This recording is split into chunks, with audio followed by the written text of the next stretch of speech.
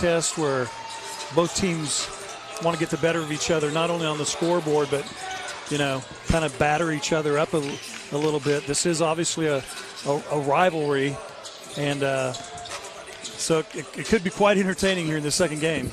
Well, in that second half on Wednesday afternoon in Tahlequah, and it was a game that was rescheduled from back in January. COVID protocol within the NSU program forced it to be postponed.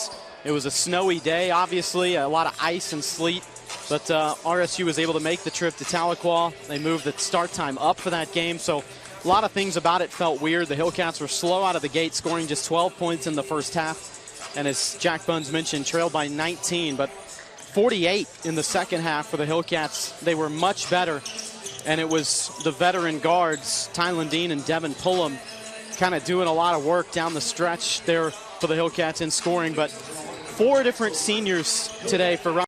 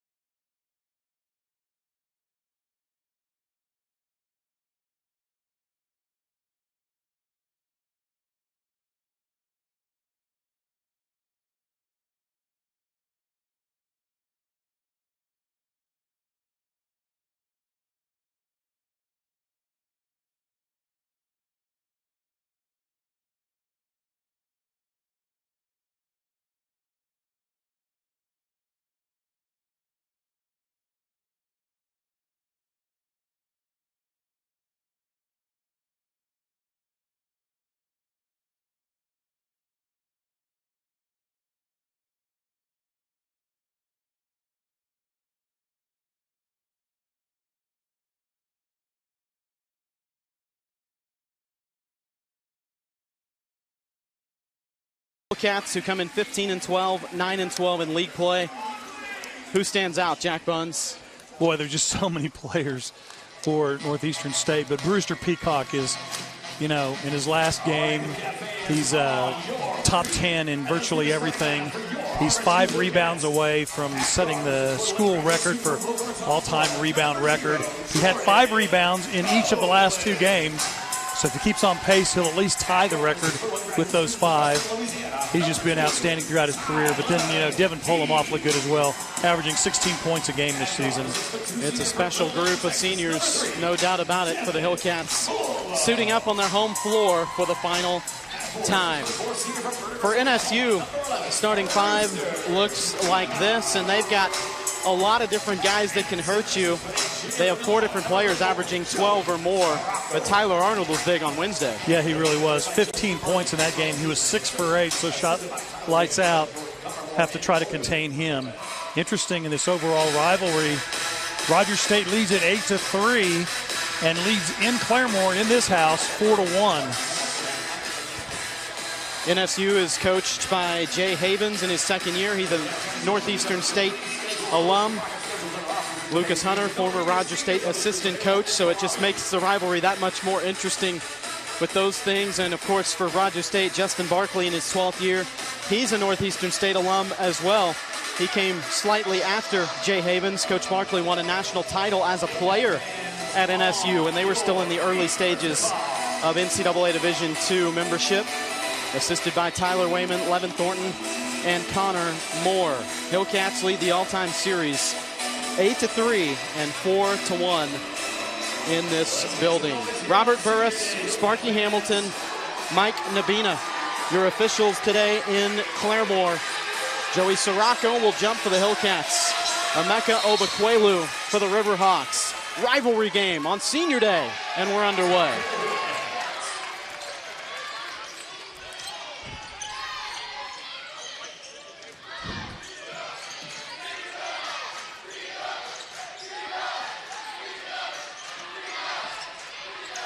Good ball movement here. Peacock for 3. Good battle there by Sirocco. Obukwelu able to control the rebound. Loves those shots from the corners, especially that side. 3 straight away. Obukwelu knocks it down. It's only his 16th three-point attempt of the season, but he's knocked down 7 of them, well over 40%. Interesting, before the game started, one of the referees was talking to a couple of the Riverhawks about their uniforms and whether they were compliant or not, but everything got cleared up there.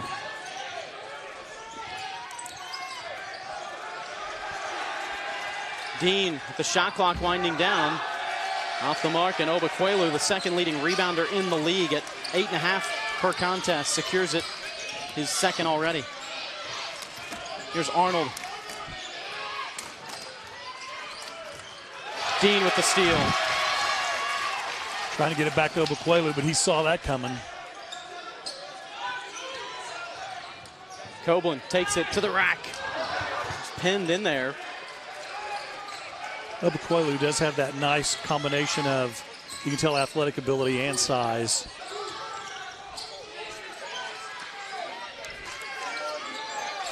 Here's Perkins, who was huge down the stretch and really helped NSU secure that win on Wednesday. Another steal by Dean, his second of the game. Showing off the wheels, and Perkins able to get back and get the block. Here's Peacock, though, second chance, trying to draw the foul, no whistle.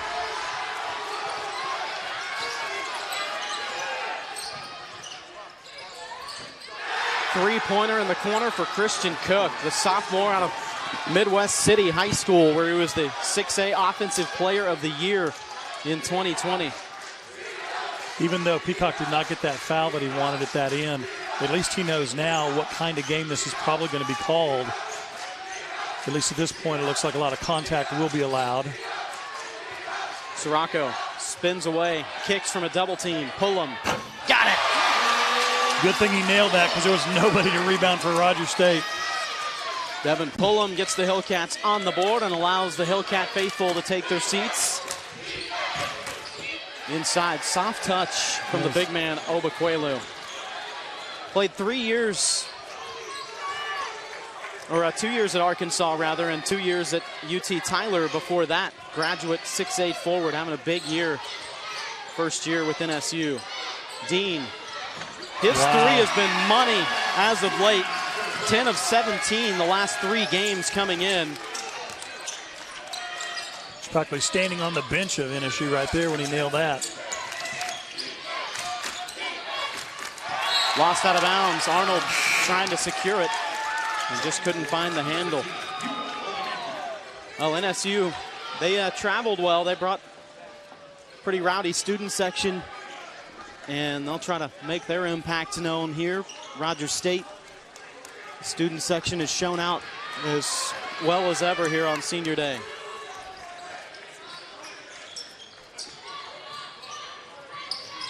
Crowd here in Claremore treated to a thriller in the women's game, double overtime, where NSU was able to pull it out. Foul on Perkins. First foul of the game for either side.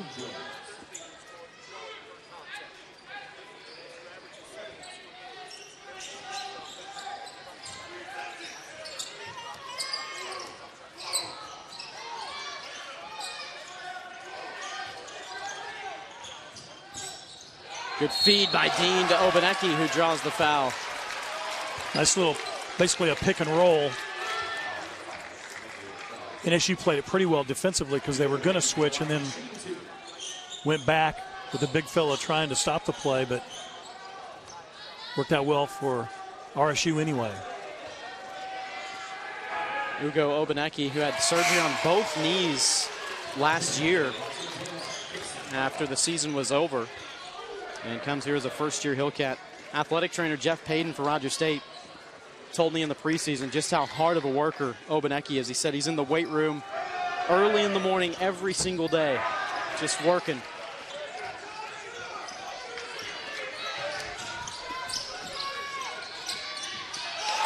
Off the fingertips of Obukwelu and turned over, and that's the 4th NSU turnover already. Hillcats yet to give it away. Obaneki's one of those guys that I'd call farm strong, in that he doesn't bulk up, he stays lean, but then you see guys go against him and it's like he's made out of steel.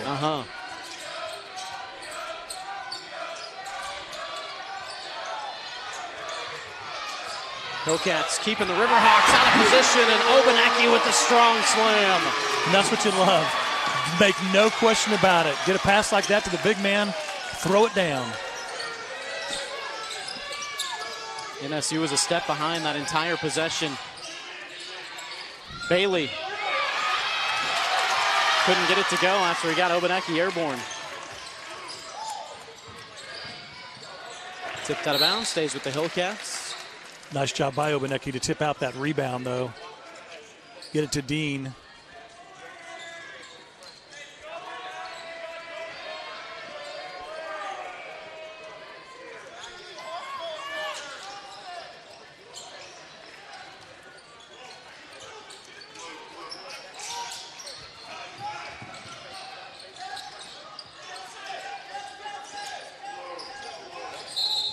Illegal screen whistled against Obaneki. That's too bad, too, because Pullum saw what I did by the big fella for NSU bouncing out. That lane was wide open. You see the bright shoes? A little close up.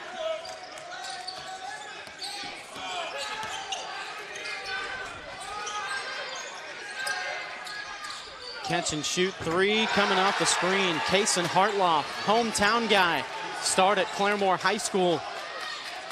And the freshman who goes 6'5", knocking down the triple. Jackson trying to get inside and tipped out. Last touch by Obaneki. Media timeout, 14:48 to go first half. Riverhawks by 2 on RSU TV. Bison.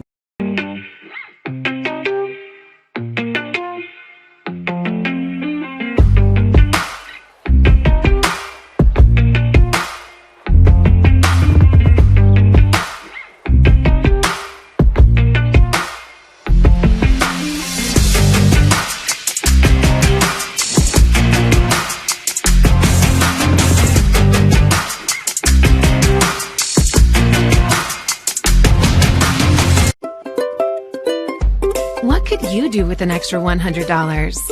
Well, it buys a lot of coffee. Or a date night. Right now, when you open a new checking account with TTCU, you'll get at least a $100 bonus. Score! And every time you pay with your School Pride debit card, TTCU donates to area schools. Hey, we all buy stuff. Why not help our schools at the same time? TTCU. Life is better in balance. Just over 5 minutes in, NSU with a 2-point lead. The Hillcats struggled a bit from the floor in the first couple of minutes, but seem to be getting it going. What do you see, Jack Buns, in this first 5 minutes? NSU just shooting lights out right now. They're 4 of 5, shooting 80% from the field, so tough to keep up with that. NSU has turned it over 4 times, so while they're shooting very well, they've had 4 less shots because of those turnovers, and they're 3 of 3 from downtown.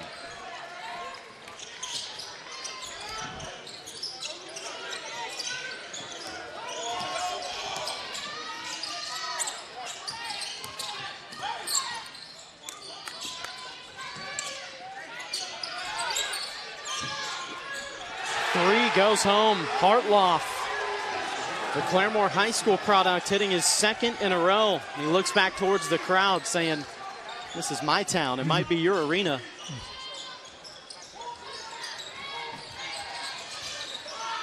Pullum falling away.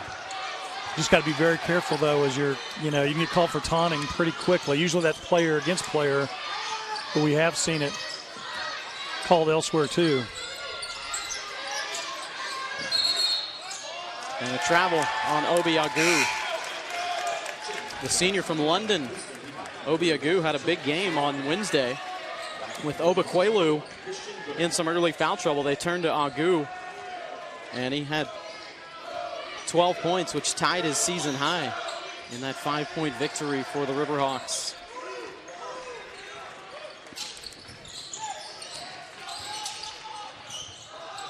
Sirocco, conference leader in field goal percentage. That's his shot. Oh, great play by Tylen Dean to come over and help. 3rd steal already for Tylen Dean. Transition.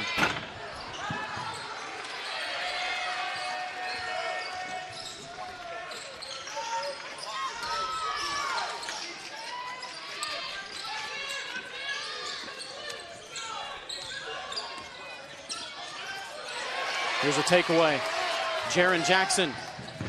And the foul. Jaron Jackson with the steal and the bucket in transition as his former head coach looks on. Jay Havens, the NSU coach, recruited Jackson to East Central and coached him for a couple of seasons before departing for NSU. And he knows all too well the capabilities of number 4.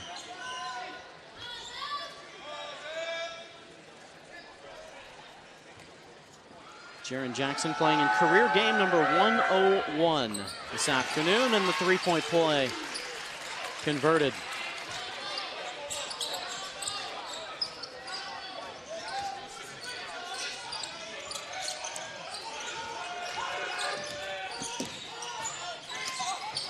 Man, that was I don't know how that got through.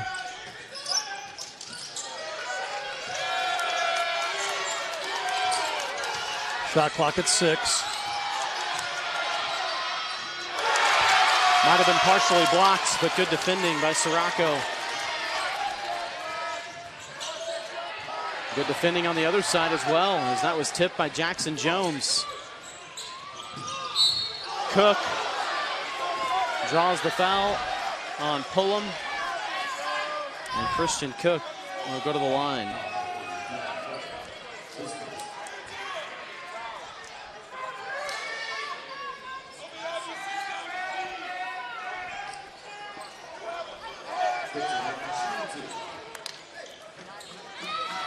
Midwest City High School product, Christian Cook.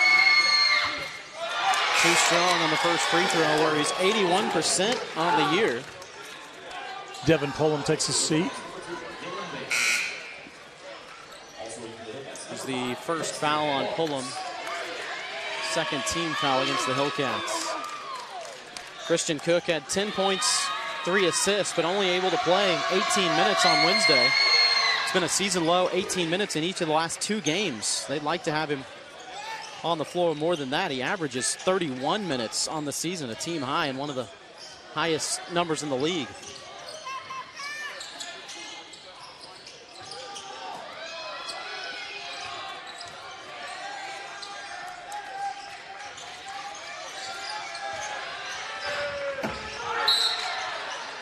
Foul on the loose ball against Peacock.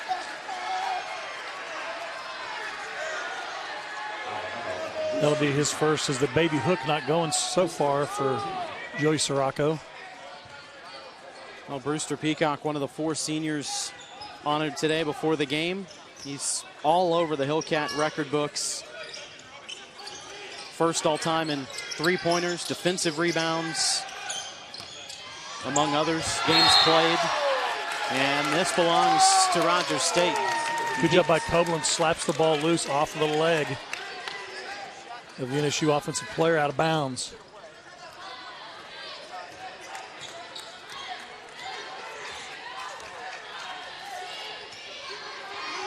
First-year Hillcat Jordan Copeland.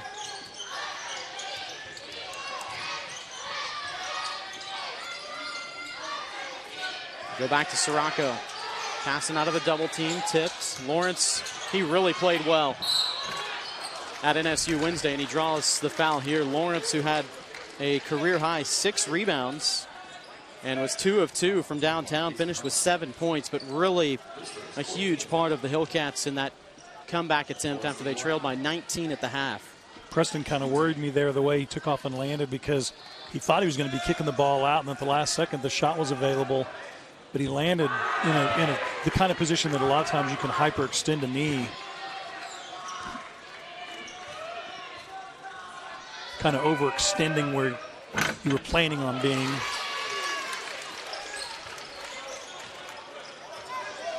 Good on the second. Hillcats cut it to 2.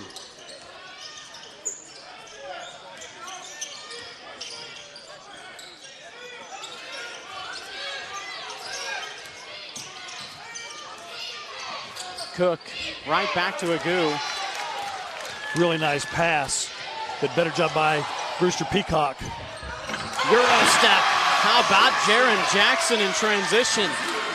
He hung up in the air just long enough for the defenders to go by.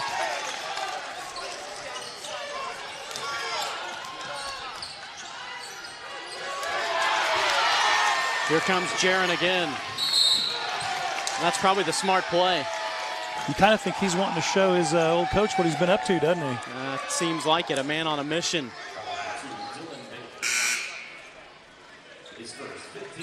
Well, the way Jackson had worked in transition the last 2 times down the floor, just you either grab him before he gets anywhere near the basket, or you just let him go all the way in.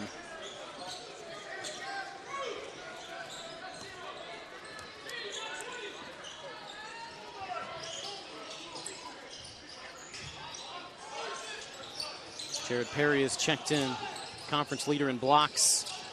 Copeland draws the foul. Now, there wasn't a lot of fouling in the first few minutes, but all of a sudden they're wrapping up, and don't look now, but with 10:26 to go in the half, Rogers State in the bonus the rest of the way. And Jordan Copeland, who's made 47 of his last 51 at the line.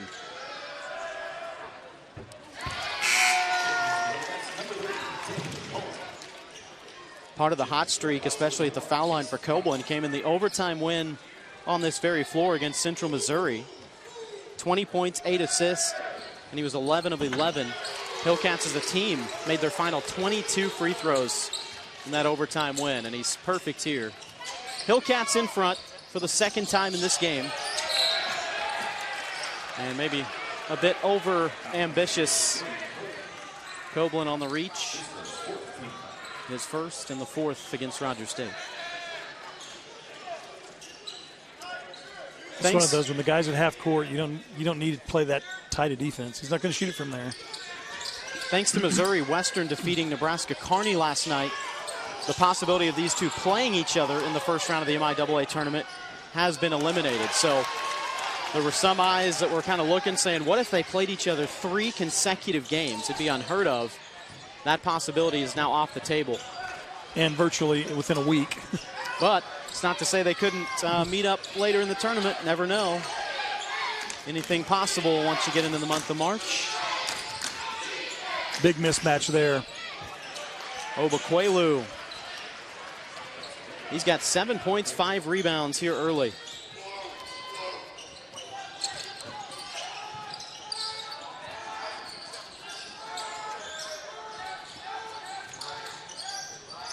Lawrence for 3.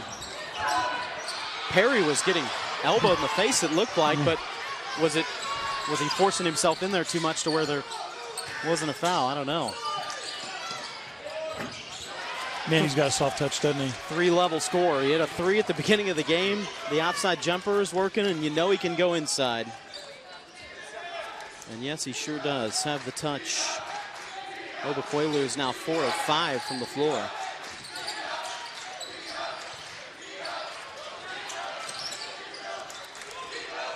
NSU 7 of 12 as a team. Hillcats 5 of 17. Brewster for 3. The program's all-time leader in three-pointers. I know he likes kind of that range, but I thought he might have been a step outside of it. I was wrong. That's a tough foul. That'll be his second. Second indeed on Copeland. Media timeout, 8:33 to go. Rogers State in front by a point on RSU TV. There's nothing quite like coming together over a fresh cooked meal. Face to face, burger to burger, solving the world's problems over fries. There's also nothing like solving the problems right in front of you, like baseball practice, swim team, and getting your family's meals just like they like it, all with a few taps on your phone. Yeah, good thing there's more than one way to solve the world's problems. Good thing there's Whataburger. My name is Janan Choate. I started the company in 1990. I mean, you just feel like you're part of a bigger picture here. And I think that that relates to the way we care for patients. If I really truly wanted someone else to work here, I would definitely let them know how wonderful this place is. They treat every person like it's their grandmother or their mother. Let our family take care of yours.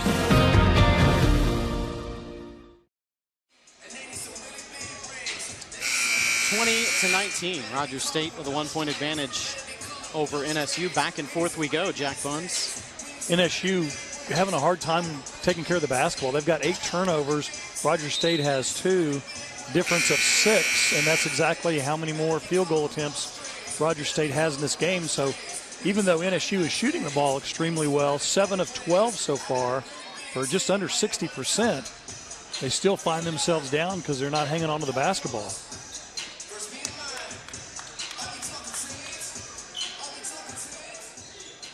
NSU going to the free throw line where they're 1 of 2 so far. Rogers State's already gotten 7 attempts at the free throw line where they are 5 of 7. And the NSU win on Wednesday on their home floor. This man, Rashad Perkins, had a 3-point play with 50 seconds left to give NSU the lead for good. And when he was on the floor, he was a +10, which was the best on the team. That plus minus, if you're unfamiliar, it's basically what's the score when only you're on the floor, taking away the rest of the game when you're on the bench. And he was +10. NSU was +10 as a team with the veteran on the floor. A lot of sports really look at that. It's a huge statistic in hockey. It's good to see that others have adopted it too, because it's really telling a lot. Of Sirocco. Yeah, because sometimes even your team can play better with you, and even though you're not even sure why having somebody on the floor makes a team better, there's a stat to show you. Second chance isn't there.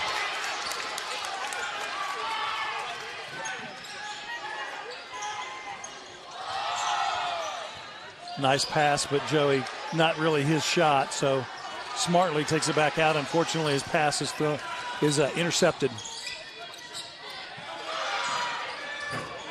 The hot hands for the Claremore native, Kaysen Hartloff. And I think one of the officials might have just told him, I'm not sure, but it looked like one of the officials maybe said something specific to him, and it could have been what you pointed out earlier, that better make sure there's no excessive taunting. He did nod his head at the official, like he said afterwards. Another turnover. All of a sudden, it's Rogers State with the turnovers. In transition, and stepping on the baseline to get that loose ball was Tyler Arnold, so it's Hillcat basketball. Now, Rogers State only had 1 turnover in the first 11 and change, but 3 all of a sudden. NSU now with 9 turnovers.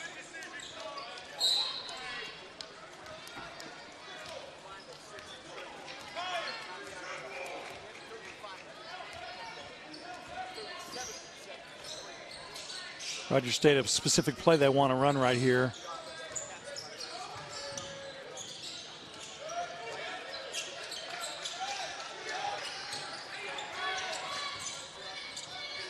Seven to shoot. Peacock for 3. In and out. Almost the same spot he just made one from. That one rattles out. Arnold takes it to the rack and nobody home. Hillcats will take a timeout with 6:31 to go here in the first half, and NSU taking command back in front by 4 points. It's a 30-second timeout. We'll keep it right here. One of the things that was tough on that was the players started to drive to the basket. Brewster Peacock, his man ended up wide open in the near side corner. So he started running through the lane. The rest of the teammates think, oh, Brewster is playing help defense. But Brewster thinks, oh, they're going to kick it out to my guy, and he's going to hit a 3. So he runs to him. Meanwhile, now the guy running into the lane is all by himself.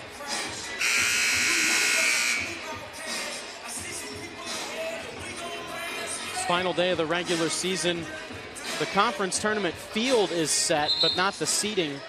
10 of the 14 teams get into the tournament, which gets underway on Wednesday up in Kansas City in the famed Municipal Auditorium. Both of these teams know that they're playing on Wednesday, and they know they're not playing each other. But as far as which game they'll be in, that's to be determined.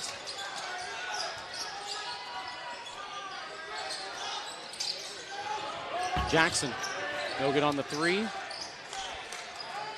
Obukwelu just about stripped the ball loose.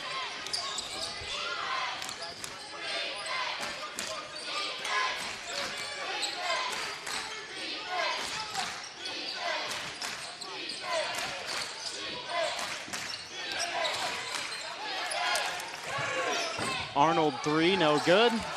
There's Dean. He's really been a big help on the boards lately, averaging 7 rebounds in the last 3 games to go along with his 17-point average. RSU with the ball and a little bit taller team right now in the lineup. NSU's team just a bit quicker. Third miss on the sky hook. Just can't quite get it to go.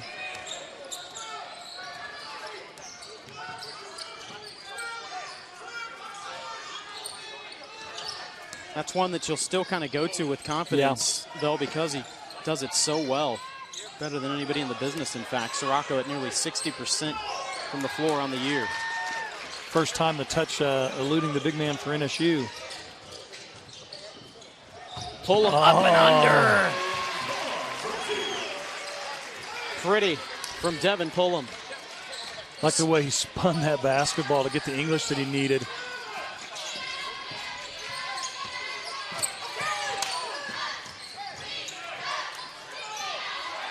Nice fall away from Tyler Arnold. Mentioned Jaron Jackson for Rogers State. Started his career at East Central under NSU current coach Jay Havens. So did Tyler Arnold, the first-year Riverhawk, trying to make his presence known. There's Pullum. Nearly got it to go. Tough shot. Cameraman got wasted underneath.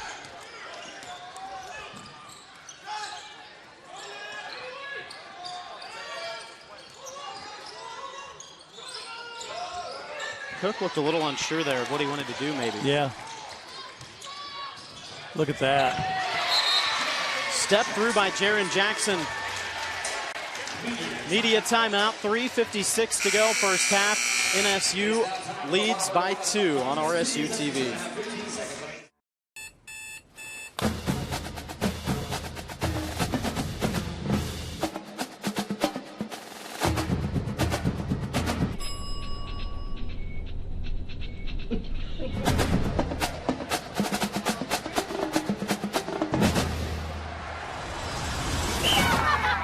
When you need the fuel to be your nephew's #1 fan, Holiday Inn Express.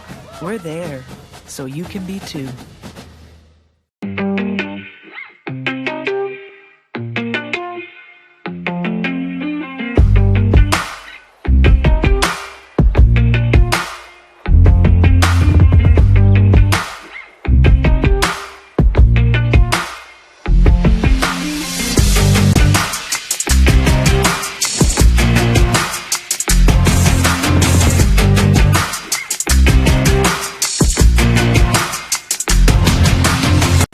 First, loyal to Oklahoma, loyal to you.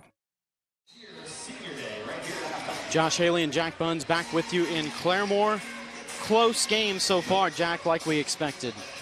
Boy, it's just been great shooting by Northeastern State. They're shooting 50%. They're 10 of 20 from the field overall. Biggest thing helping right now, though, is still those turnovers by Northeastern State. They've got 9.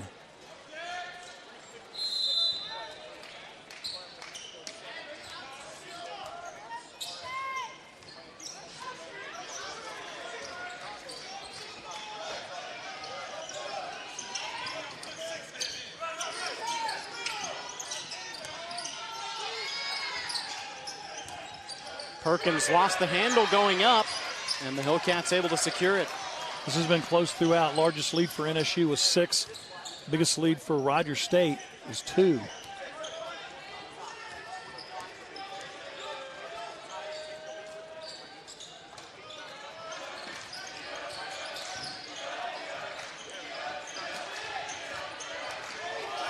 Dean on the drive, blocked by Edra Luster.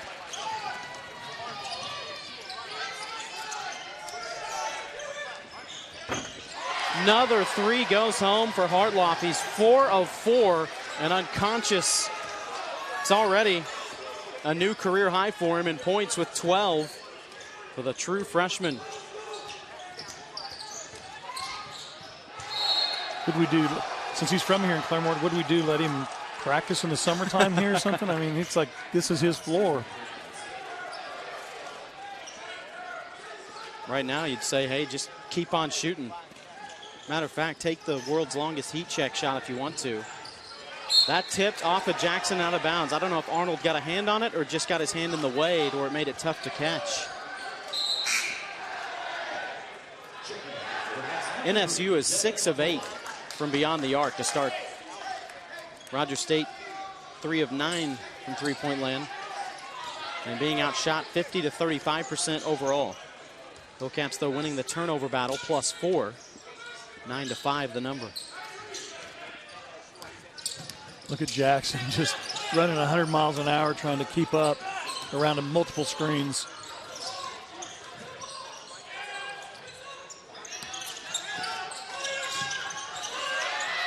Dean staying right in the pocket of Cook. Tough shot. Oh my. Nothing you could do to stop that one. Couldn't have played any better defense. No. And if that goes down, you just gotta tip your cap and move on. 8-point advantage for NSU. It's the largest of the game.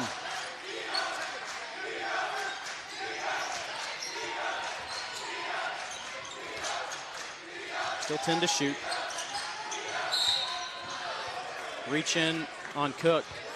I was afraid since the ball got kind of caught on his hip, I thought they might call a travel.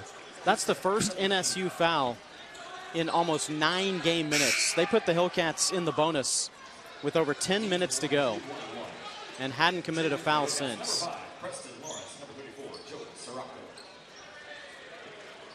That's one of those great discipline by Northeastern State, but also maybe Rogers State should have taken a, been a little bit more aggressive going to the hole.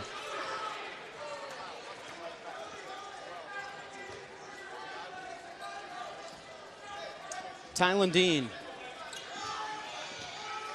came to Rogers State with 1 year of eligibility left. And the Hillcats happy to have him for the 1 year as he knocks down the front end of the 1-and-1. What a player. As good of an on-ball defender that's played here at Rogers State. And you have to look far past just the number of steals that he's had to see the impact that he can have on the game. But his offense has really stepped up too here down the stretch of the season.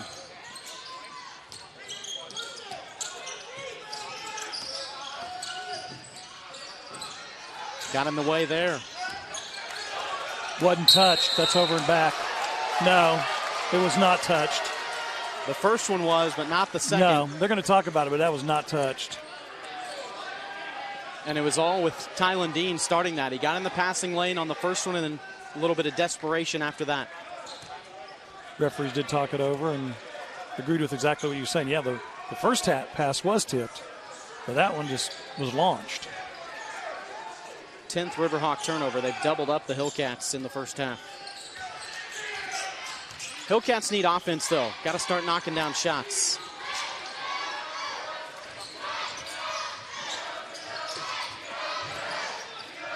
Dean. Strong rebound by Jackson Jones. He hasn't scored, but he's made his impact known. 4 boards, 4 assists for Jackson Jones, redshirt freshman out of Tahlequah. Hartloff finally missed one. It was 4 of 4 before that.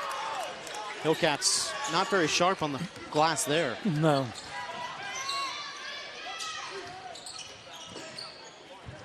Good hang time, and then he was pressing going after the rebound, but knocks it out of bounds.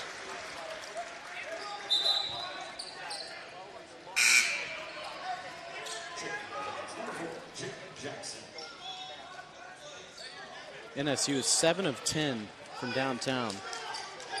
Currently on a 6-1 run, pushing the lead back up to 7. The largest it's been is 8.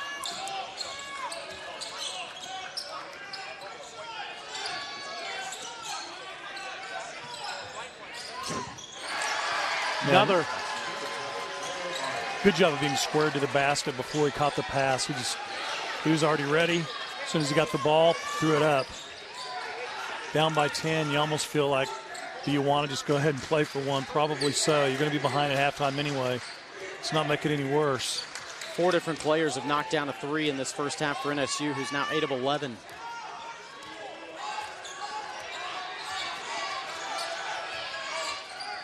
Pullum, 5 to shoot. Now Jackson on the drive. A lot of contact, no whistle. Chance for Perkins to heave at the buzzer. Whoa. Nearly sent that thing home. And NSU, thanks to a Tyler Arnold 3 and a defensive stand, they'll take their largest lead of the half into the locker room, 37-27. And it's kind of the old saying, can they keep up this shooting? 8 of 11 from 3. Could it really continue to be that hot? And then another thing on the, conversely, Rogers State's going to shoot better in the second half than they did in this first half. Just no question about it. They were 9 for 29. For whatever reason, these first halves against NSU have not gone well this week. Hillcats took pretty good care of the ball. As you see the turnover numbers, the rebounds, that's obviously a big margin, but the biggest reason why is just because of the shooting difference. The Hillcats have been able to grab the defensive rebounds in all but one opportunity. Only 12 missed field goals in the first half for NSU, and Rogers State had 1 offensive board. NSU only 1 offensive rebound as well, just like the Hillcats. So neither side doing anything on the offensive glass. And the Hillcats with an advantage on points in the paint at 12-6. Balanced scoring for both teams, but the big story for NSU, Kason Hartloff, young man from right here in Claremore, true freshman. He averages 7 minutes a game. He's hit 6 threes all season long, and he starts 4 of 4. Yeah, they've got a couple of guys overperforming. He and Obukwelu, I think, both playing really well in the first half, maybe overperforming. Whereas Rogers State, you had Garen Jackson with a good job of playing in the first half. Ended up with 7 points, but other than that, you have nobody playing to their level you've got people on the other side playing over their level, and you're not quite to your level yet. So there's the biggest difference in the ball game. NSU with a 10-point advantage at the break. We'll step aside. Stay with us on RSU TV.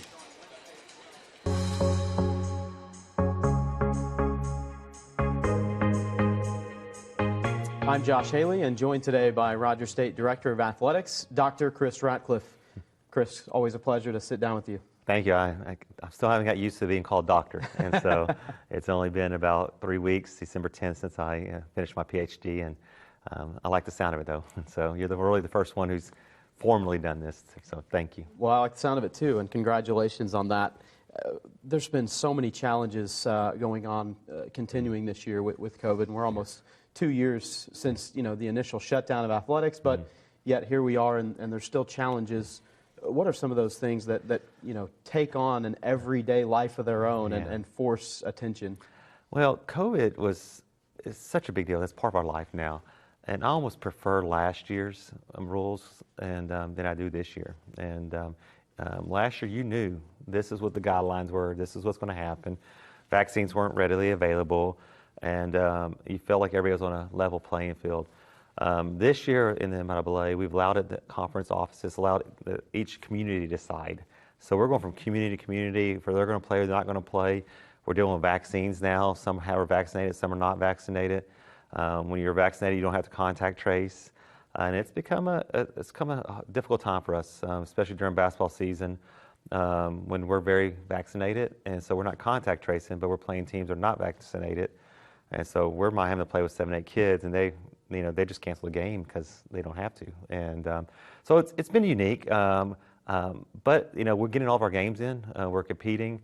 It's just different. It's just so much different because you're dealing with the vaccine. You're dealing with people who are doing it or not doing it. And it's almost like we're just going on with life. And but it's a challenge. It's not going away. We're trying to get through it like everyone else and figure things out.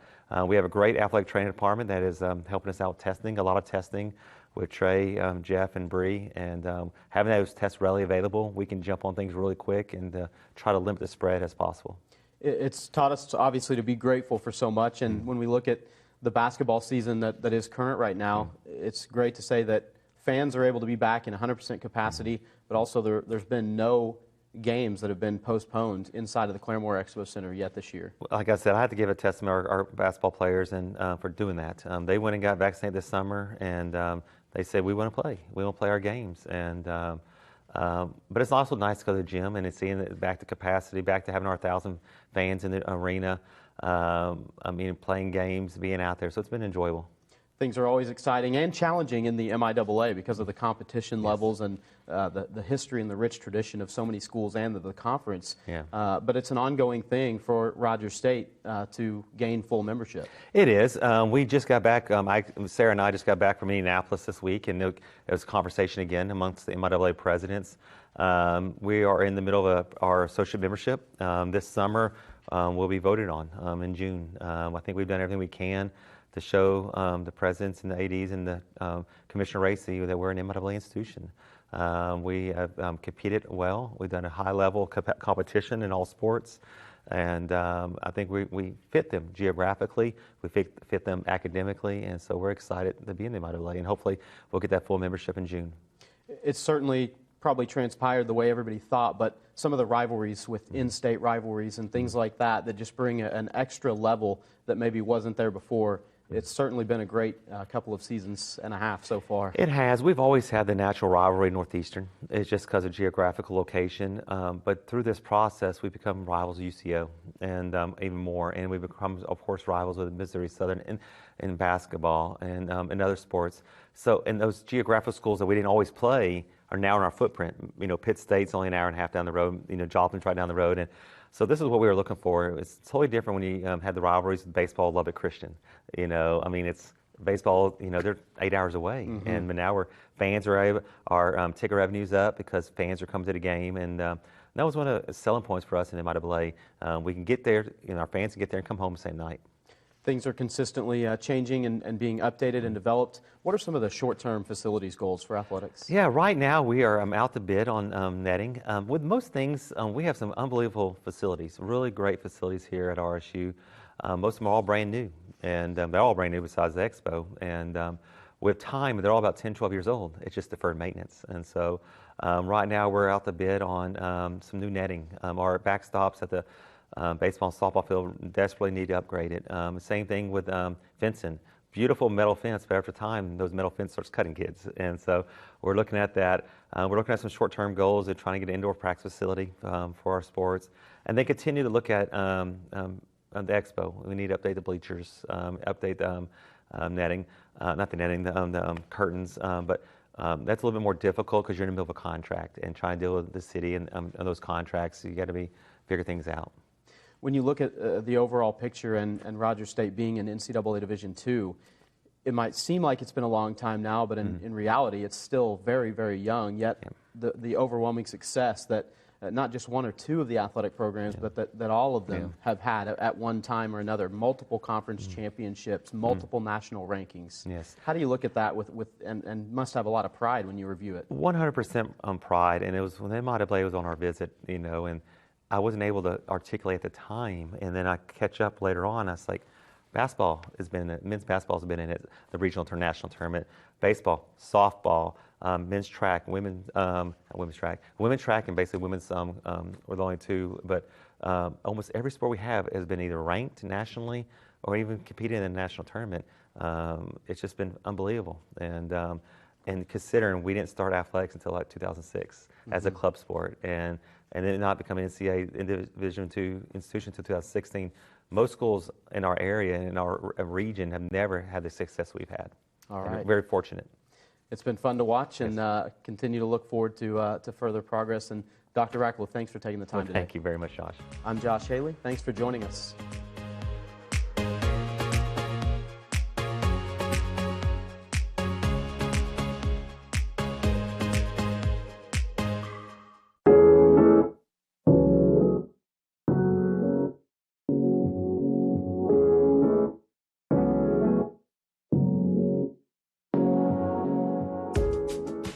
I started playing baseball when I was 3 years old. I pretty much played baseball as soon as I could pick up a baseball.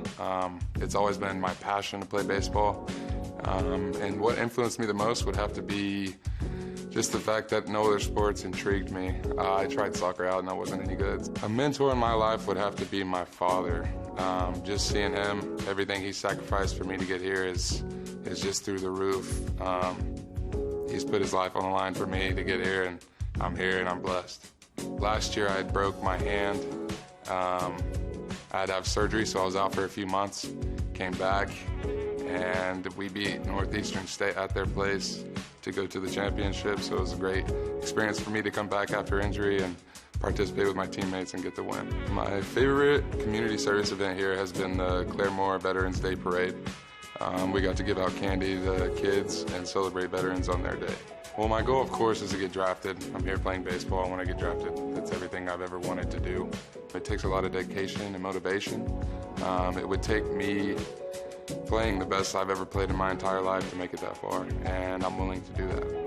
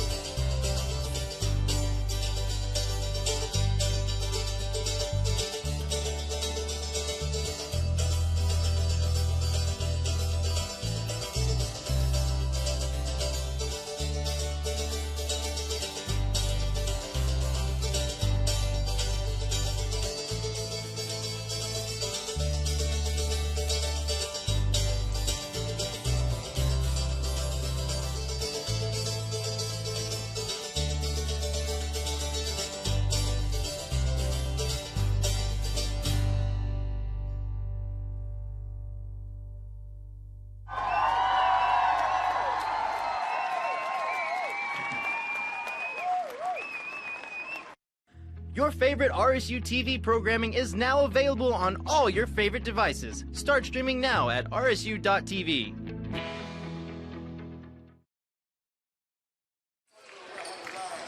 Josh Haley and Jack Buns back with you here in Claremore at halftime. Northeastern State, a 10-point advantage. You know what's funny, Jack, is the last 3 meetings now is that one of these two teams has had a double-digit lead at halftime, yet they've all been thrillers that come down to the end. Should we expect the same today? Yeah, I think we should. NSU, good finish to the first half. They outscored Rogers State 9-1 on the final little run there.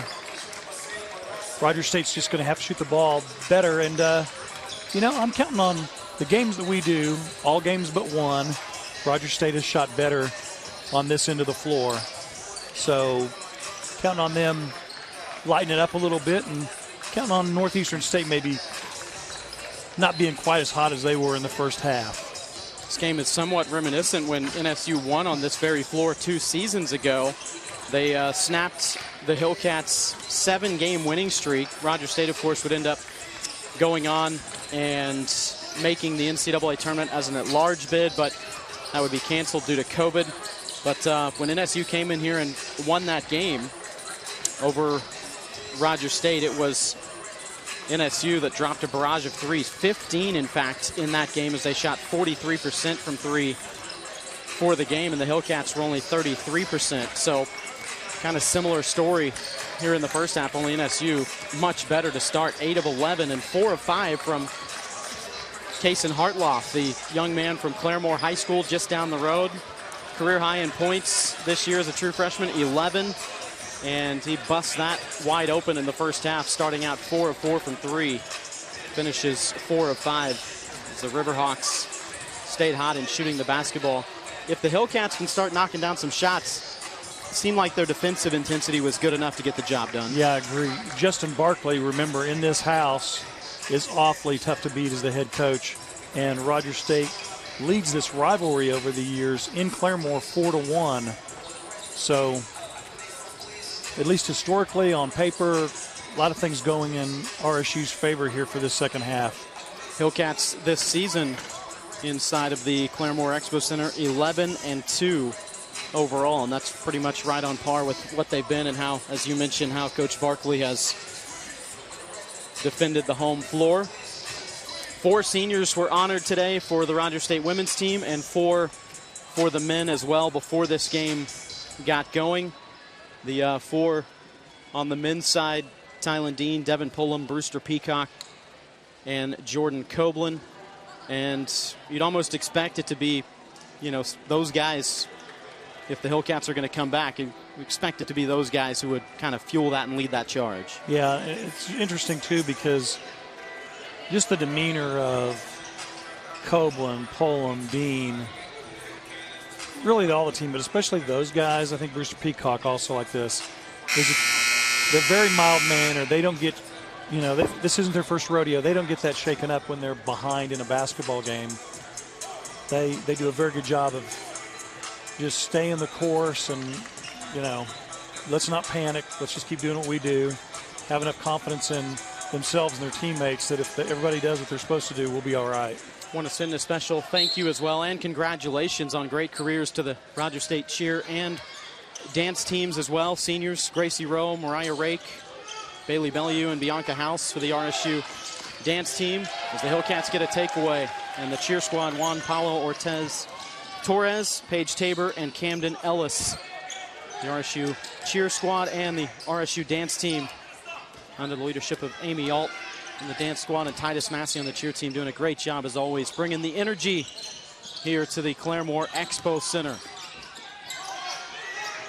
Plenty of emotion flowing through this building today on Senior Day, final game of the regular season, and a rivalry at that. And these two teams met up on Wednesday in a makeup game, so getting to play each other twice in a 4-day span.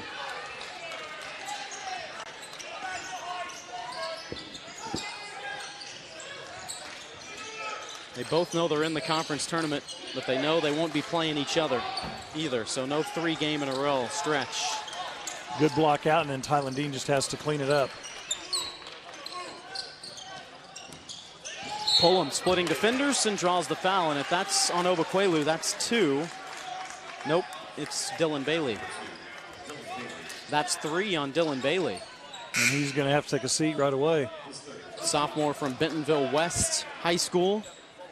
The all-time leading scorer there in the young history, but already rich history of that high school after the large Bentonville area had to split high schools, and Dylan Bailey will take a seat.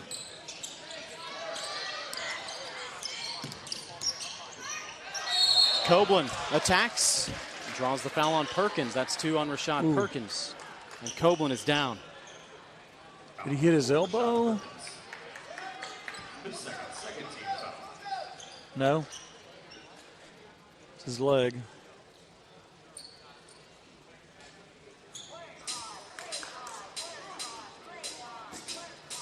Copeland hitting the floor hard and drawing the foul. And athletic trainer Jeff Payton will look him over here, and we'll wait and see. It's a tough young man. He overcame an ACL injury, worked hard to rehab, missed all of last season, wrapping up a good career, great career really at Concordia St. Paul, and the Hillcats were so happy to have him, and glad to see he's back up under his own power, and doesn't at least look like anything serious for the time being. What worried me at first was I thought he was going to take his shoe off, and that oftentimes ends your day, just because if you don't already know that it's serious enough, and that's why you're taking your shoe off, that causes everything to expand out and your ankle to become more inflamed. Thanks to the women's game earlier today, going into double overtime, and then the extended time between games with Senior Day festivities, it allowed all of the other games now are in the books on the men's side. This is the last one of the regular season in the conference, and thus it allows us to fill out the bracket. UCO, they are the 1 seed. They get a win today. They claim conference championship. Joey Sirocco here goes to the line. He's the shooter because of Copeland exiting the game. And Sirocco rattles in the first. 67% foul shooter on the year. UCO will share the regular season conference title with Northwest Missouri, but worth noting that UCO won the only matchup of the season between those two, an overtime thriller in Edmonds back in January. So UCO the 1, Northwest Missouri the 2, and Fort Hays State the 3 seed. Lost out of bounds by Jackson Jones. Seeds 1 through 6 in the 10-team tournament get a first-round bye. Washburn is the 4, Emporia State is the 5, and Missouri Southern is the 6. Winner of this game, we believe, it's not certain until the conference releases it later tonight, but winner of this game, we believe, will play Central Missouri. And Sirocco is good on the hook. Got it to go, and so that's going to be big. That's going to increase his confidence. He missed 3 of those in the first half, but it's a shot that he is very good at.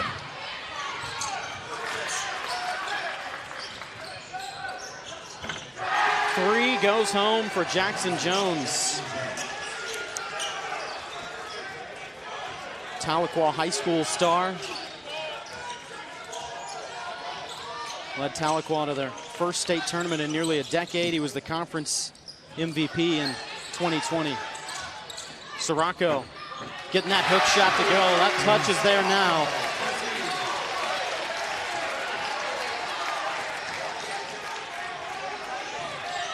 Feeling pretty good. Both teams feeling decent right now the way they're playing offensively. Extra pass. Jones. Cook jumper no good. Hillcats able to make up on the defense. They were on their heels for a moment.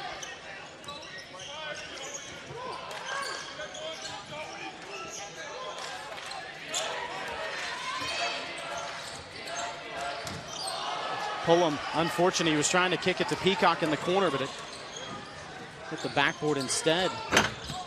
Shooter's roll for Christian Cook. He had the game-winning layup against Rogers State last year in the regular season finale in Tahlequah. with 4 seconds left. Capped off a 16-point, 5-rebound, 5-assist effort.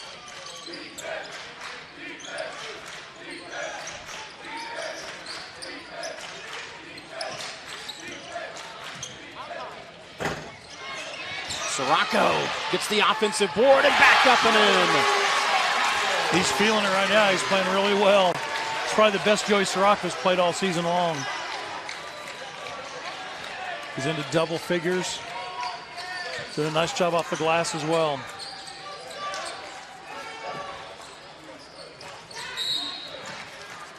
Oh, I think Joey was going to try to help him and just hold him. And Joey's going to tell him that now, hey, I was just trying to help out. Got to be careful here. But that was That's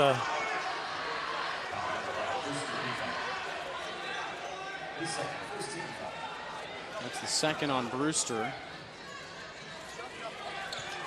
It was one of those, like, a good deed that almost went really, really badly. Thought for a minute Joey was going to dump him on his head. Joey Sirocco, 8 points in the first 4 minutes of this second half. Perfect 3 of 3 from the floor and 2 of 2 from the foul line. Roger State trying to cut into this lead that was 10 points at the break, 37-27. Hillcats doing their part, shooting 3 of 4 from the floor here to start. NSU 2 of 5 from the field. I think they're looking to see if this was a flagrant, and I'm sure it was not. I'm sure they can tell by they weren't looking at it for very long, and I'm sure they were just saying, just making sure that it wasn't, you know, Joey doing something on purpose to try to potentially hurt someone. He was actually trying to catch him to help him. Just didn't have a very good hold of him. It almost went south.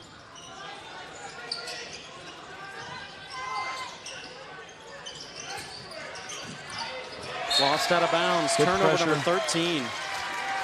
Jackson again doing the pressure there, causing that.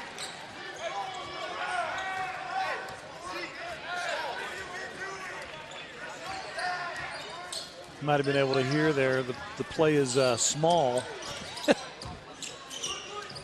Not that we know what that is, but we might find out. Well, maybe not. Arnold in transition against his old teammate Jackson, who came in late to try to get the block. That would have been goaltending anyway, because you see that backboard is still rattling.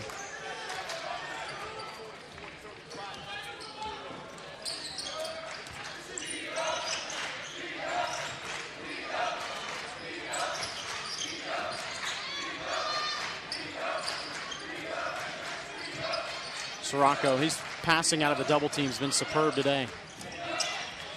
Peacock nearly lost out of bounds as Cook and Jones both went for the rebound. I was really thinking Rogers State would have made more of a run here early in the second half than has happened. They're still down by 9. Legal screen, indeed. Foul on Perkins, and that's his third. Brings us to a timeout with 14:43 to go. Rogers State trailing NSU by 9. You're watching on RSU TV. Athletes, coaches, and your child's high school athletic trainer. We're your friends and neighbors. And we make our home in green country. Like you, we run and fish, hike, and bike. We enjoy the mountains and lakes. So we know how important staying active is to you. Staying active is to you. We're physicians and therapists. Our groundbreaking treatments are helping you heal faster. Helping you heal faster. We're Advanced Orthopedics of Oklahoma. And we're the team physicians for more universities, more high schools, and more club teams than all other providers combined. We're focused on providing you personalized orthopedic care. Personalized orthopedic care. Treating the area's best teams. And the athlete in all of us. And the athlete in all of us.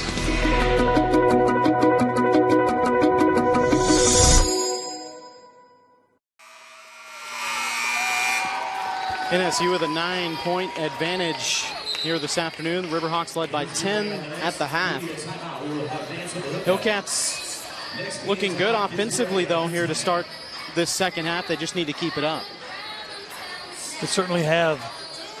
Northeastern State hasn't slowed down too much, though. They're shooting 51, almost 52% for the game.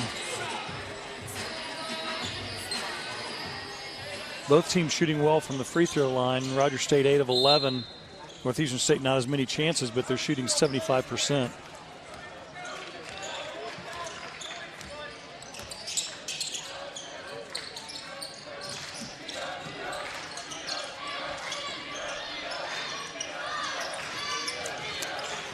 Peacock getting to the rim, missed it and crashed hard into the stanchion.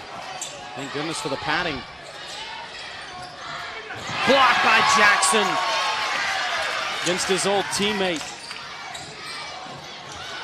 Here comes Jaron, handoff, and block foul from behind Edra Luster, and Ugo Obaneki will head to the free throw line. Like the way Obaneki hung in there, even though the play was already over, he got the ball back and put it in. You know, if it would have continued, he would have had the 2 points.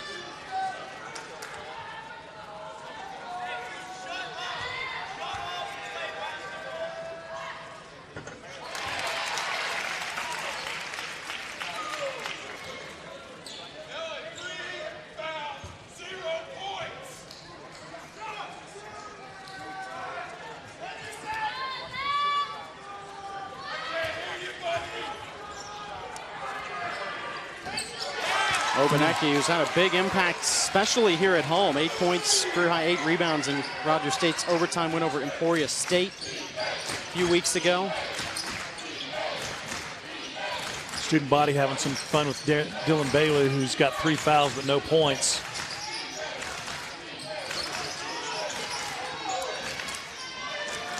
Good defense by Brewster Peacock, using an old coaching strategy of he was looking at the belly button of the guy who's defending, because you can fake me with your legs or your head, but you can't fake me with your belly.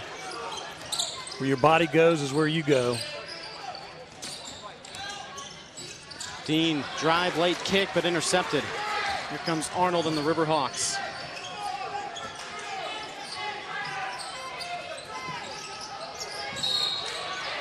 You can tell these teams know each other extremely well, because something you don't see both for Dean and Pullum, they've been caught up in the air a couple of times with no place to go with the basketball, and I think it's just because this team has just seen them and has seen them a fair number of times to know what they want to do.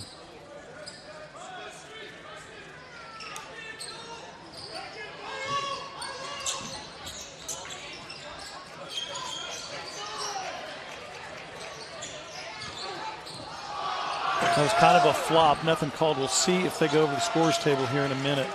They called Joey on that. Basically a warning. One of the referees on the other side did say something to the scores table, I believe, as he went by.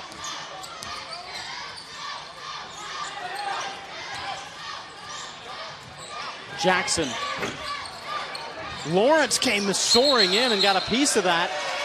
And thanks to the effort by Lawrence, it ends up being a jump ball, and the Hillcats keep possession.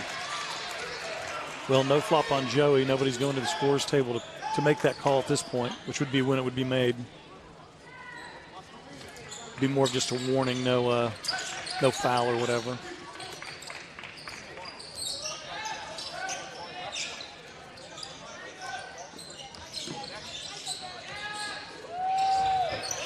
Pullum with the pull-up jumper.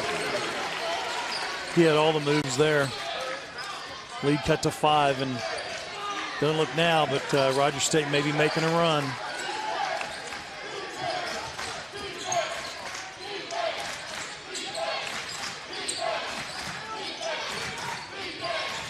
Arnold trying to get to the basket, late handoff, and the foul. Edra Luster, grad transfer from East Carolina.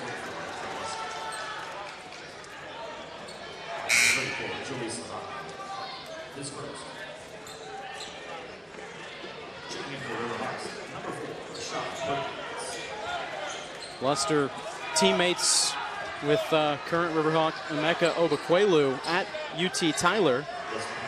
Both went the Division I route after that. Obukwelu to Arkansas, Luster to East Carolina. Spent 2 years there.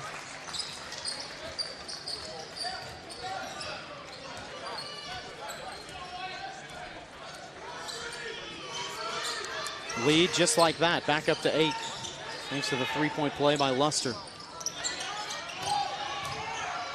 Sirocco getting to the basket, but pinned against the glass. Sirocco's really played well here in the second half.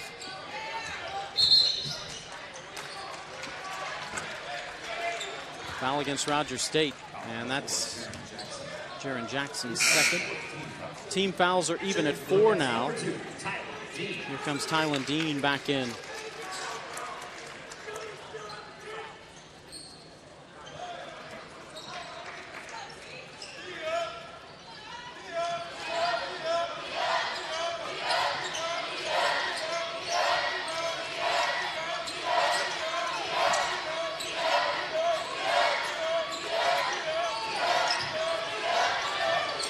Defensive intensity picking up. In and out on the 3. And there's Tylen Dean with his team-leading 6th rebound of the afternoon. Stats stuffing as usual. 2 assists, 3 steals, 4 points.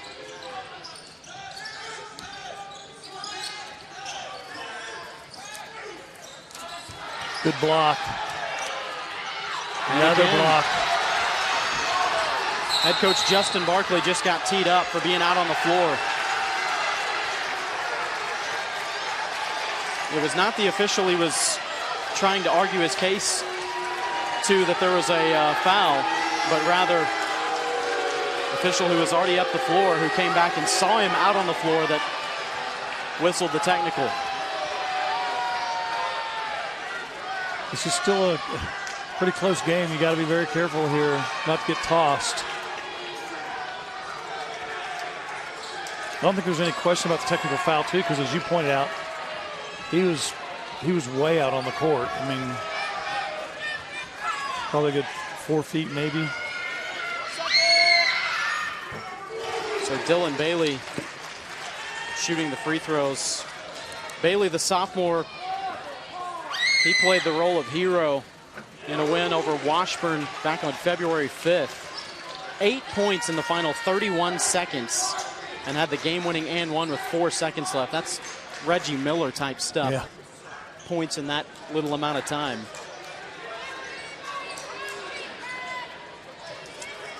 Bailey's first points of the game there with the free throws, and just like that, the lead is back up to 10 where it was at halftime. I think though too, Coach Barkley, he knows what he's doing. That technical foul might have been to get his attention, get the attention of his team, give them that extra motivation. Let's get going, that extra emotion. It's kind of like I was saying, the game's kind of been in a little bit of a standstill as far as you're not playing poorly, but you're not making any progress. You're not making much of a dent in this deficit.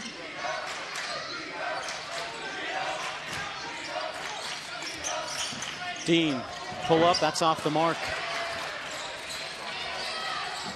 They're just missing shots that, like that would be pretty much automatic most of the time. Hillcats wanted to travel there, thought it was carried. It was trapped on the hip. I think they got a case. Oh, what a play. I thought he had all ball. He knows it too. Look at Brewster there having to hold him back so he doesn't get a technical. Good job by Sirocco to quickly step in and grab his teammate.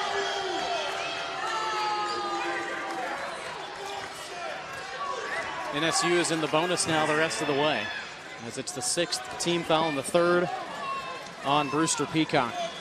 Here's Rashad Perkins, the senior from Houston, Texas, to the line, talking about coaching connections and players following coaches, things like that.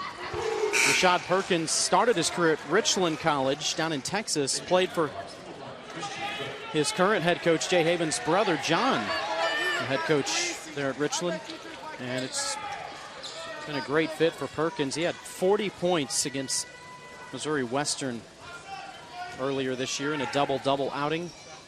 Most points in a game for an NSU player in 7 years.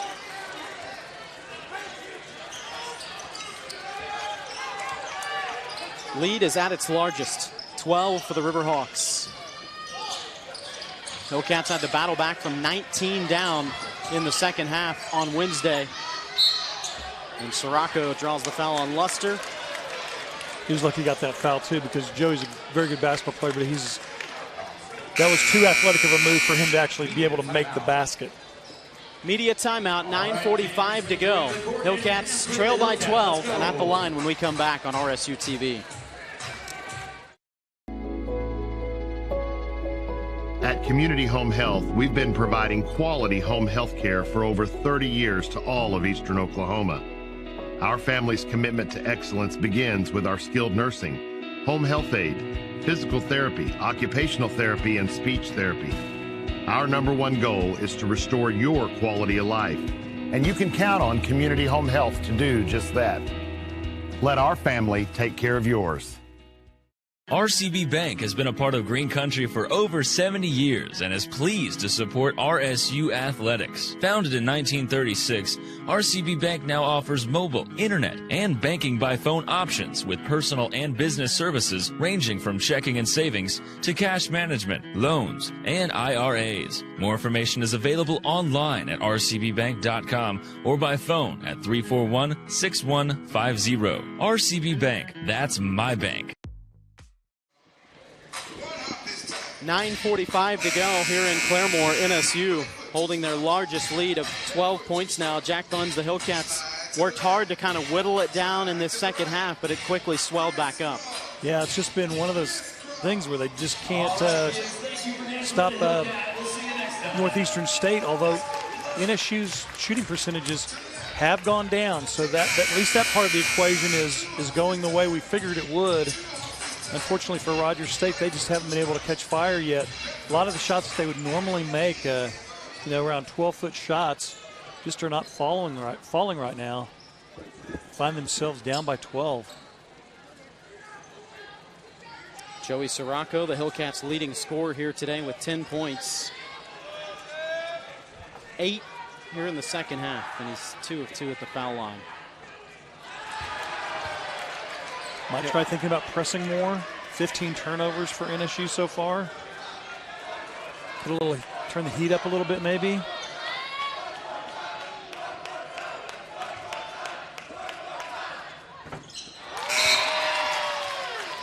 That was the second home. Hillcats are 11 of 15 from the free throw line today. This is the quick lineup. This is the get after it lineup right now. You got Brewster Peacock playing the center spot. Not the first time he's had to do it this year, and he's handled himself pretty well, especially on the defensive end in doing so. All the way to the rack, Perkins with the drive. That could have been a technical. You cannot hit the ball when Preston is holding it out of bounds. Should have been a tee.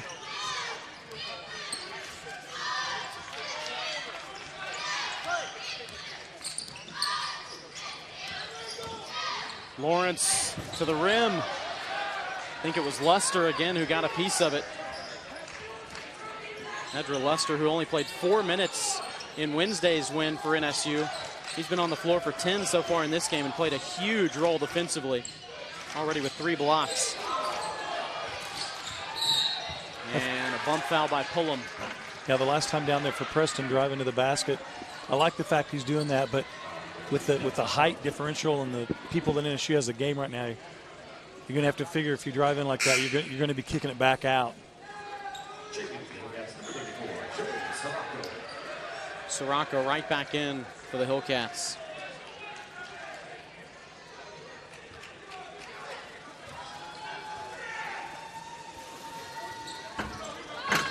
Thrown into the 1-and-1, no good for Bailey. NSU was 8 of 9 as a team before that miss. Peacock for 3. Sirocco another rebound. Hook shot for Joey. Won't go. Brewster's got a rebound. Swatted out by Luster.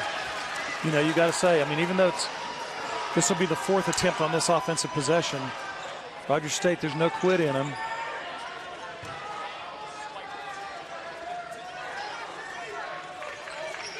A lot of talk between the RSU players right now and the officials. They got to be very careful.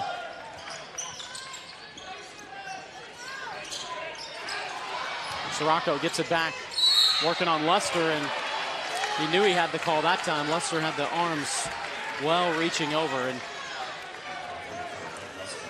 very hard to get away with that one. That's his third foul.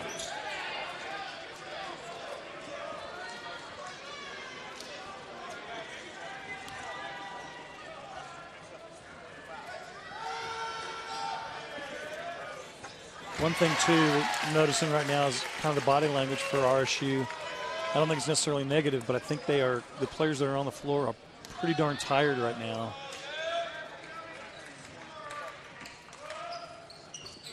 We haven't seen Obi Agu in this entire second half for NSU, who sometimes plays the 5, and Emeka Obukwelu has been out there just for a limited stretch. They've stuck with Luster because of how well he's played, but Sirocco, the free throws now with 13 points.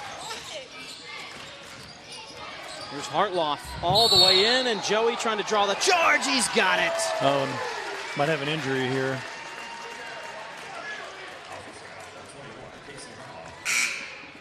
Big crash to the floor there. Good to see that Hartloff back up under his own power. He's played so well today.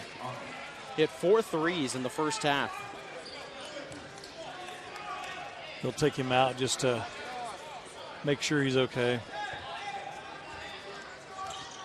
His older brother Leighton, great player as well for Claremore, and then played at Pitt State for a couple of years in this tough conference. Hillcats asking, where's the call, as Pullum got bumped near midcourt. Devin for 3. Good! Nice job. It's amazing how square he can keep himself, even as he's sliding in the air. Each time, even through the air, he was slightly changing the angle of his body to be square with the basket. Over 1,700 points in the career of Devin Pullum. Within 8, man, a 3 would light things up here.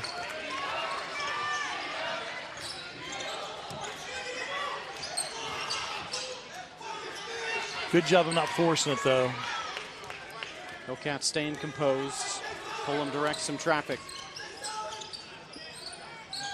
Looking for another 3. And it's fouled on the shot. Is it the shot or the loose ball?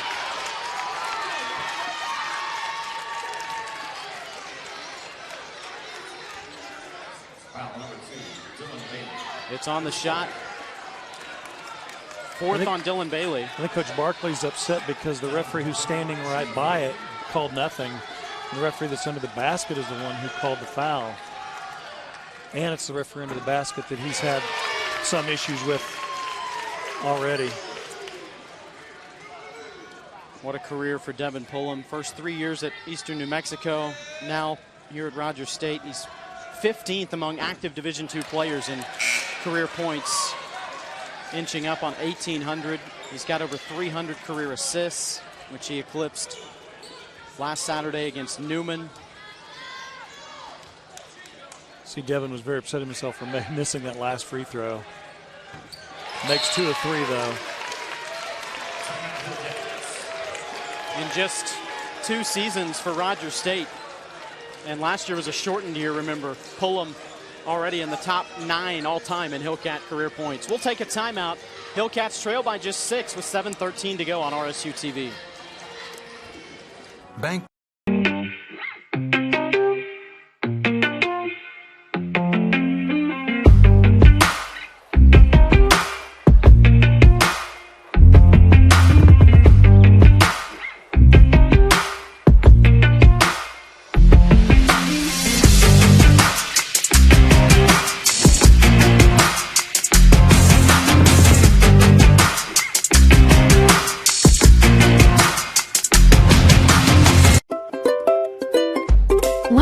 Do with an extra $100?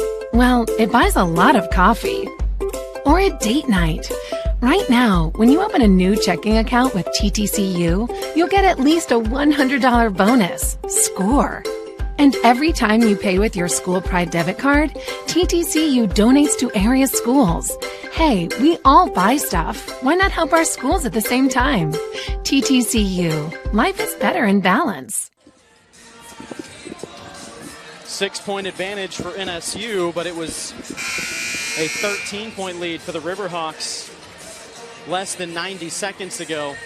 Hillcats kicking it into high gear. Jack Buns with a 7-0 run. Rogers State has a lot of momentum going their way. But again, got to be real careful with some of the interactions between themselves and the officials right now. Full court. 1-2-1-1. Zone press. And then fall back into the man-to-man. Inside Perkins and the foul.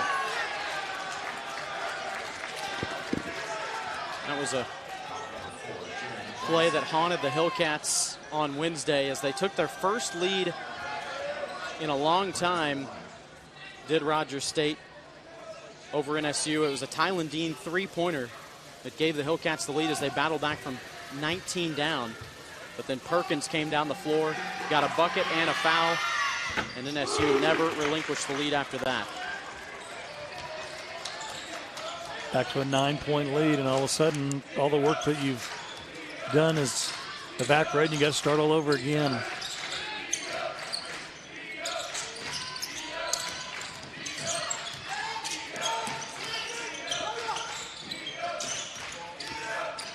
Pullum getting inside, just missed it short. The help was just a little bit late. I thought he was going to get it in there. Missed the shot.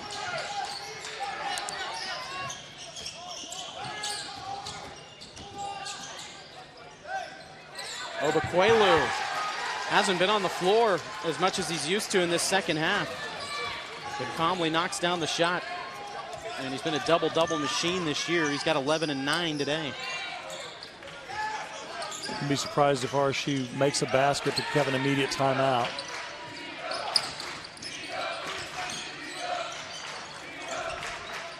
Straightaway three for Pullum, in and out.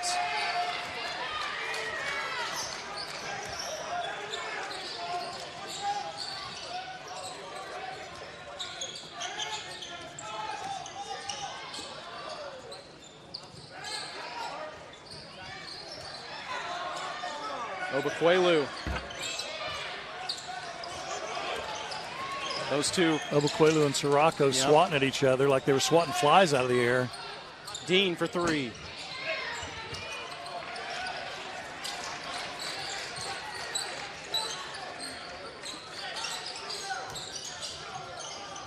Arnold nearly lost his footing. And a bump foul on Sirocco. No. 1-and-1 coming here for Obukwelu. Little hip check.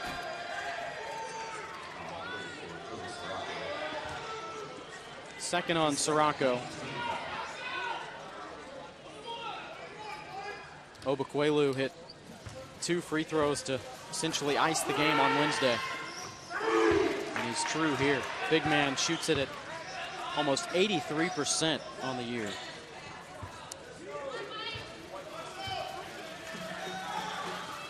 Looks like the women's game today. It just doesn't feel like it's Rogers State's day. Certainly, is it possible to come back from 13 down? Yes, it is. When you're shooting so far for the game 29% from the floor, you don't think so. Pullum gets the roll. He's got 14. Now you expected NSU to cool off from the field in the second half, which they have, but you also expected RSU to be shooting better, but that hasn't happened. 30% from the floor in the second half. And just 1 of 7 from 3. Turnovers, though, is what's kept him in it. Yep. 17 turnovers now for the visitors. A 3-and-1. Devin Pullum fouled for the second time in this half on a 3-point attempt. And he'll have a chance to complete a 4-point play when we come back. 4:31 to go. Hillcats hanging in there on RSU TV. Bison Built Specialized. There's nothing quite like coming together over a fresh cooked meal. Face to face, burger to burger, solving the world's problems over fries. There's also nothing like solving the problems right in front of you, like baseball practice, swim team, and getting your family's meals just like they like it, all with a few taps on your phone. Yeah, good thing there's more than one way to solve the world's problems. Good thing there's Whataburger. My name is Janann Choate. I started the company in 1990. I mean, you just feel like you're part of a bigger picture here. And I think that that relates to the way we care for patients. If I really truly wanted someone else to work here, I would definitely let them know how wonderful this place is. They treat every person like it's their grandmother or their mother. Let our family take care of yours.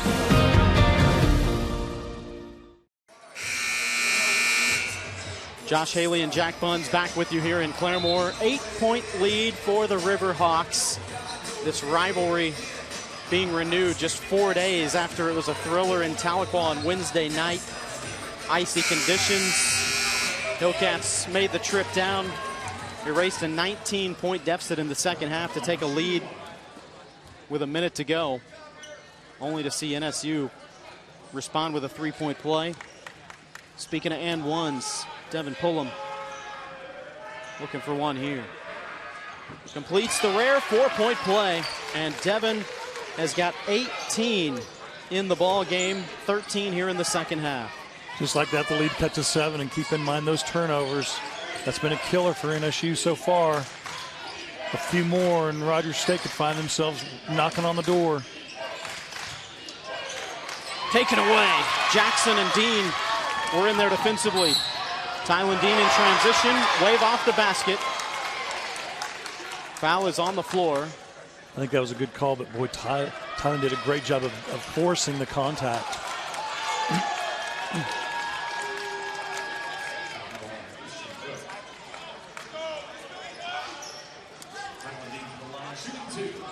Loyal Hillcat fans like Rita Davis and Betty Oldham out there enjoying this one.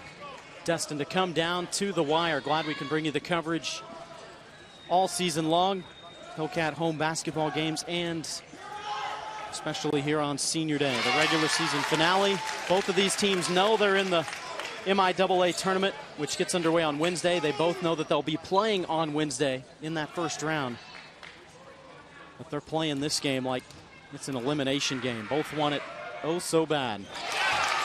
Hillcats have cut it to 5. This is the point of the game where NSU's been able to answer so far. See if Rogers State can get a much-needed stop.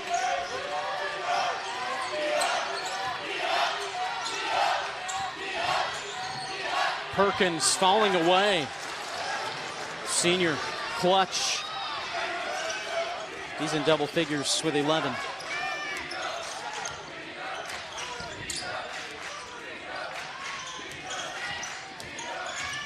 And Dean gets fouled by Perkins, and he's gone. That's 5 on Rashad Perkins. Boy, that's big. Because he's done a good job of getting some points in the paint from, not point-blank range, but pretty close. First player to foul out. He had 11.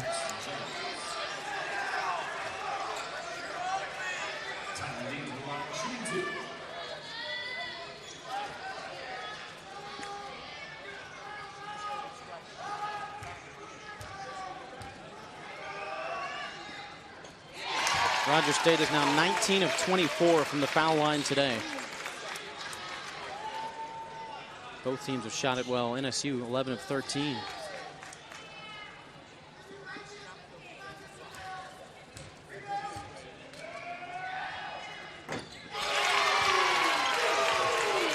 Back to 5.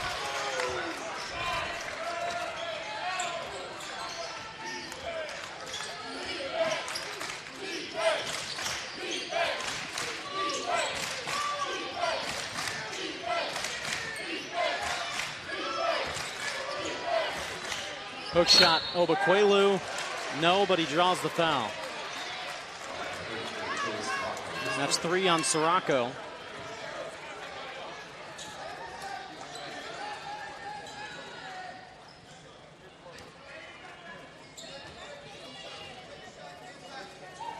Emeka, Obukwelu. Stays perfect at the line today. He's the only player in Division II this season with 2 20-rebound games. Had a double-double in his NSU debut, and that was a pretty good sign of things to come. He looks like one of those guys that if he decided to, he could take over a game.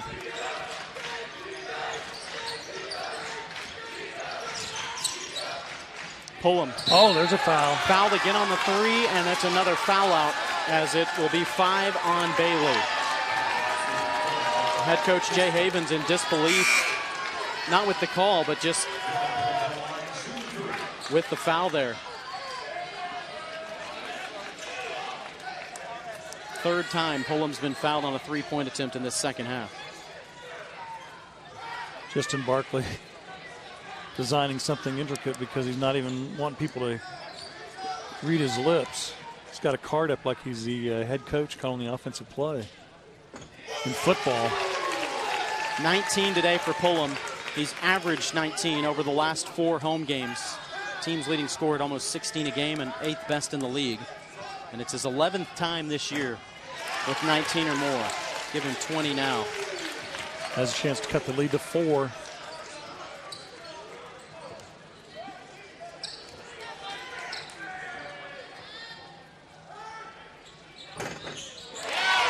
Seventh most points in a single season for a Hillcat. Devin Pullum now with 21 today.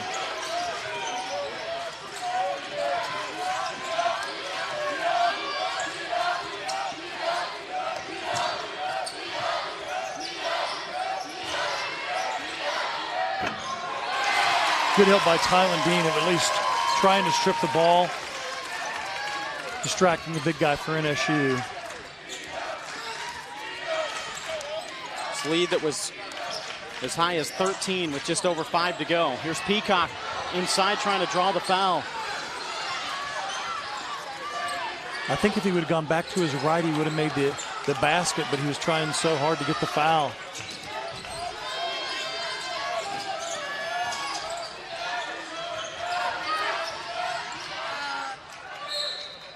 Stays with NSU with 12 to shoot. Getting critical. Inside 2 minutes, start looking at possessions of Justin Barkley leaning over there, looking like he's about to get sick.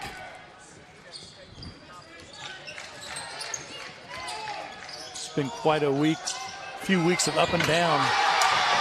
Hartloff knocks down the 3. Hadn't attempted one since the first half when he was 4 of 5. Yeah, the hot hand is still there. After that drive here in the second half where he got injured, been pretty quiet. Pullum for 3. That's good. Fourth 3 of the game for Devin Pullum.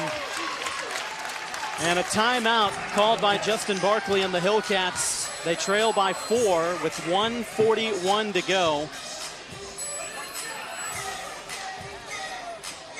30-second timeout. We'll stay right here. Justin was just talking to one of the officials who made the call. He wanted to ask him a question. But I think Justin, the coach of Rogers State, may have been a little bit fortunate too, because he went up and touched the official to show him something. Remember a couple of weeks ago, Brewster Peacock got a technical foul for that because you're not supposed to actually touch the official. So probably fortunate. Head coach for the Hillcats already has a technical, so he would have been, could have been tossed out of the game for that.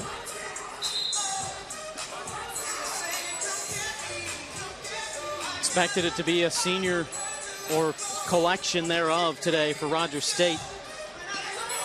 And especially needing to come back. And Devin Pullum taken over here down the stretch. 24 on the game, 19 of which have come here in the second half. And he's 5 of 8 from the field in this second stanza.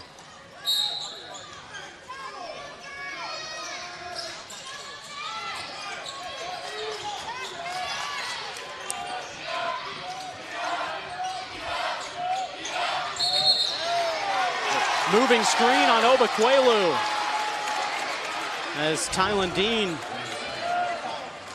the casualty of the screen by Emeka Obukwelu, his second foul. Hopefully he's okay. He's not the kind of guy to fake it.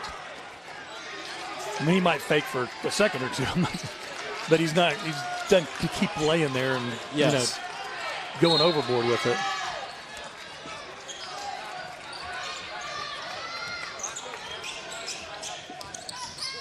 Pullum getting to the rim, lays it in. Look at that, 2-point game. one possession as we near the 1 minute mark. Eerily similar to Wednesday. Hillcats battling back from a large deficit, gaining all the momentum at the end. Nice pass and an open Obukwelu for the slam. Nice feed by Jackson Jones. Back to 4. Nicely designed play and perfect timing by the big man on his spin.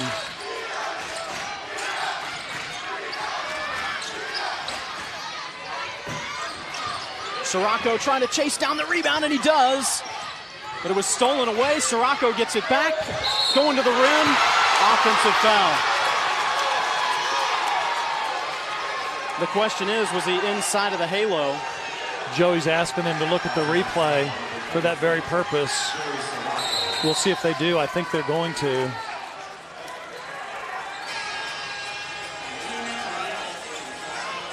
You only have to have even your back heel on that line and you're inside.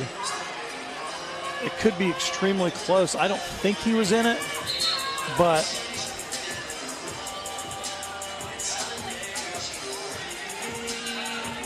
looks he was like outside. Stands. Yep.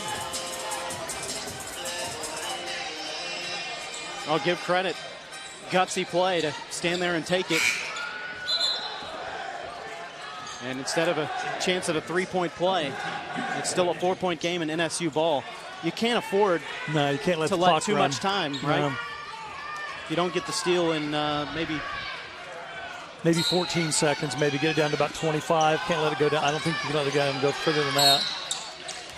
That's probably the smartest thing, too. Just make it immediate. Dean with the foul.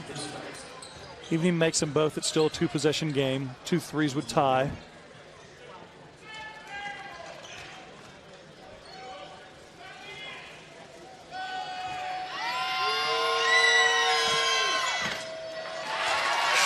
Jackson Jones missing the first.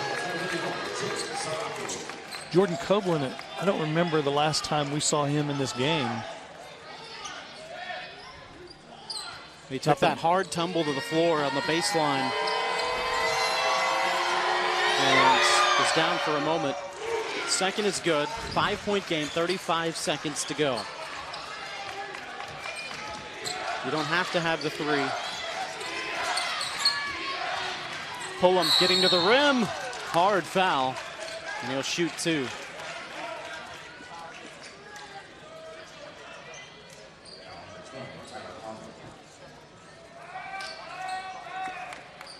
First personal on Tyler Arnold.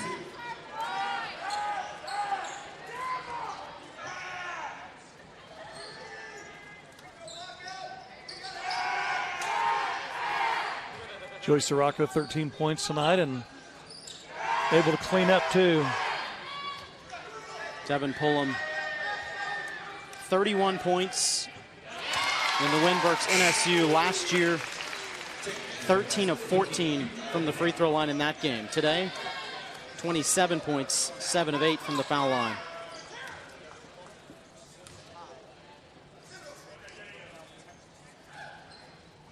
.23 here in the second half. Look at this full court press and a little bit different look, a little bit more athletic group out there right now.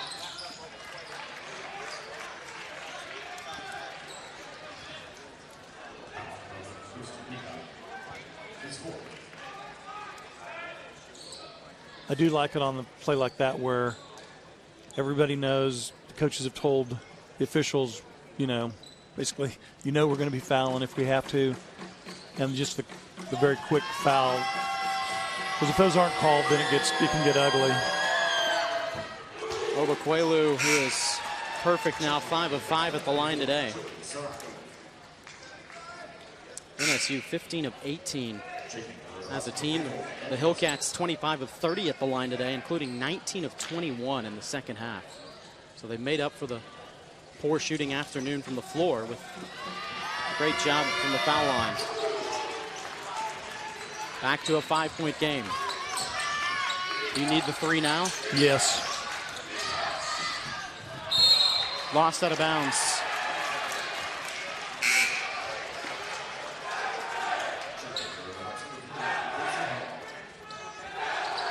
still nobody else you'd rather have the ball in their hands, though, than Devin Pullum. He's brought the Hillcats back from a 13-point deficit.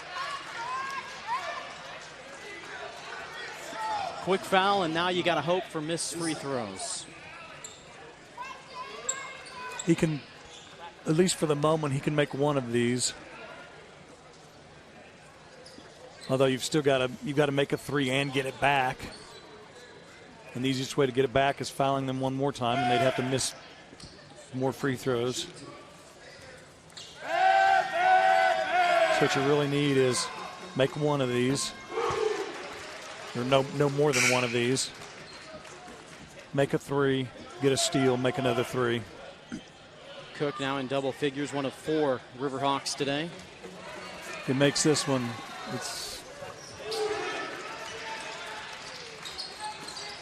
now you're in a 3-possession game. Not enough time left. Peacock for 3. Won't go. Obukwelu with the rebound and gets fouled. And that will just about do it.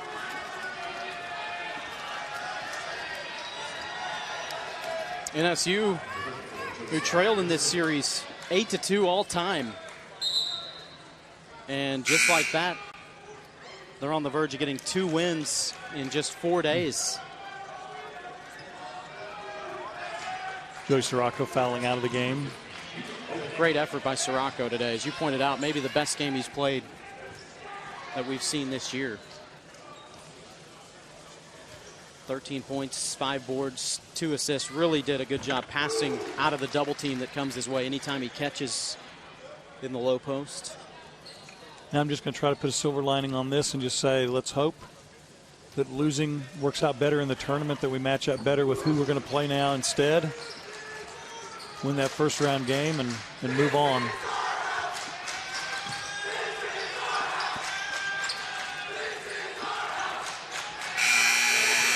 It comes to a close here in Claremore. Final score, NSU 76, Rogers State 67.